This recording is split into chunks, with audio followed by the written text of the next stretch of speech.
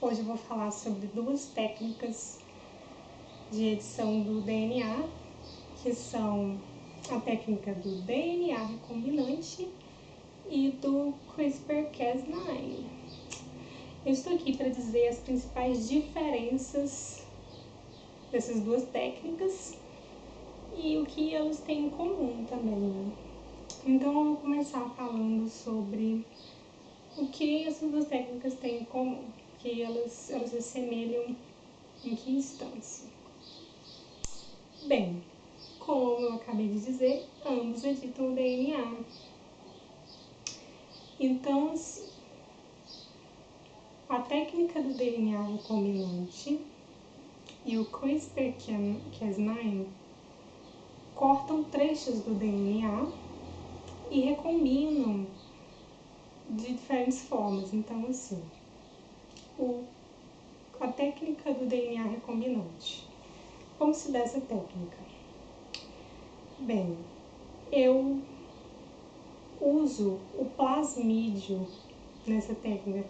Necessariamente eu vou ter que usar o plasmídio para realizar a edição do DNA com essa técnica. Então, o que é o plasmídio? O plasmídio é uma molécula de DNA circular que existe em bactérias. Então, assim, se eu quero introduzir o gene de uma alga num porco, eu vou pegar o DNA recombinante e introduzir lá dentro os genes específicos e coloco no porco. Então é basicamente isso. O que mais? Essa técnica precisa de enzimas específicas, que são as enzimas de restrição. Então, até recentemente só existiam cerca de 10 enzimas de restrição, porque elas são específicas para cortar cada trecho do DNA. E essa técnica ela é utilizada para a formação de transgênicos, ou seja, organismo geneticamente modificado a partir da introdução de genes de espécies diferentes, da combinação de genes de espécies distintas num organismo. Então, são organismos híbridos. Eu pego um gene humano, introduzo no DNA recombinante de uma bactéria e ela vai produzir insulina. Isso já acontece, tá? Então, para eu alterar as sementes que são alteradas geneticamente, elas são feitas a partir da técnica do DNA recombinante, tá? Como eu disse, elas têm enzimas de restrições para que possam ser realizadas. Elas precisam de enzimas específicas. Agora vamos falar sobre o CRISPR-Cas9.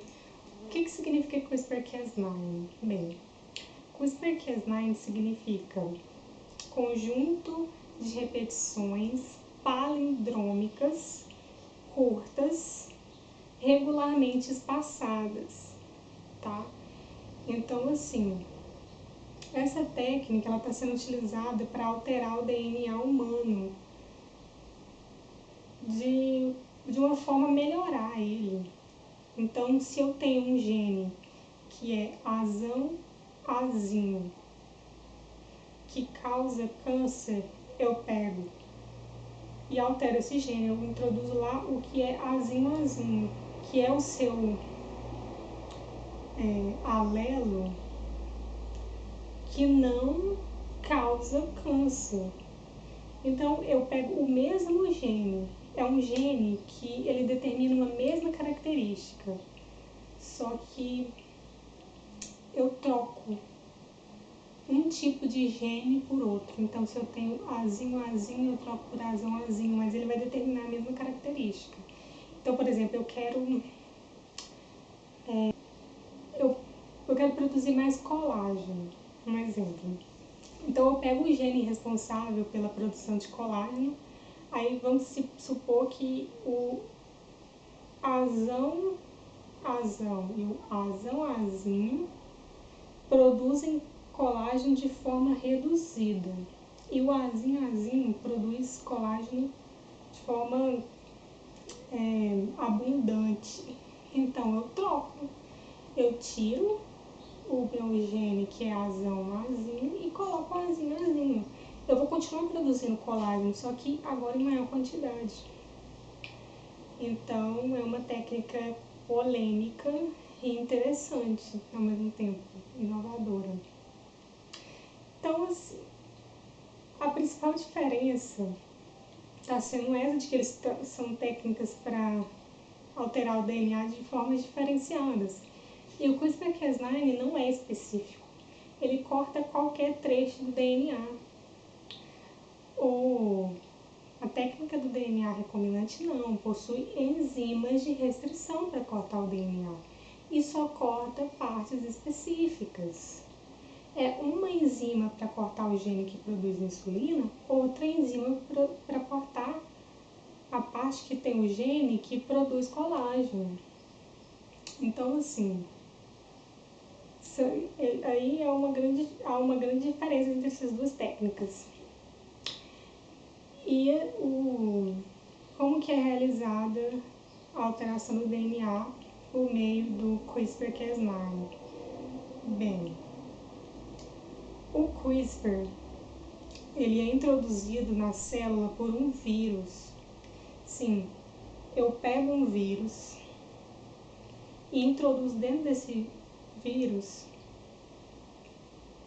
a proteína. O CRISPR-Cas9 introduzo no vírus e eu coloco o vírus dentro da célula. E lá vai acontecer o processo. Então, assim, o CRISPR ele vai lá no gene que você seleciona, tá? Aí pensa, como que você vai selecionar? Então, isso tudo é programado antes, né? No CRISPR, de que ele vai se direcionar especificamente para aquela parte do DNA. E lá ele vai cortar esse trecho. Ele vai lá e corta. E fica sem gene por um tempo. Aí a célula vai consertar esse trecho do DNA. Quando ela vai consertar o trecho, o Cas9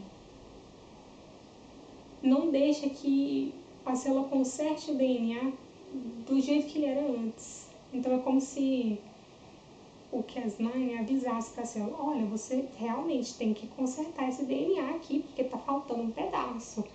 Mas vamos trocar esse gene, vamos fazer diferente. Então, em vez de você colocar aí o gene azão, coloca o azim. Aí a célula vai lá e faz isso, conserta o DNA, só que agora do jeito que foi programado, né? E é basicamente isso. Espero que vocês tenham gostado. Curtam, compartilhem. E é isso.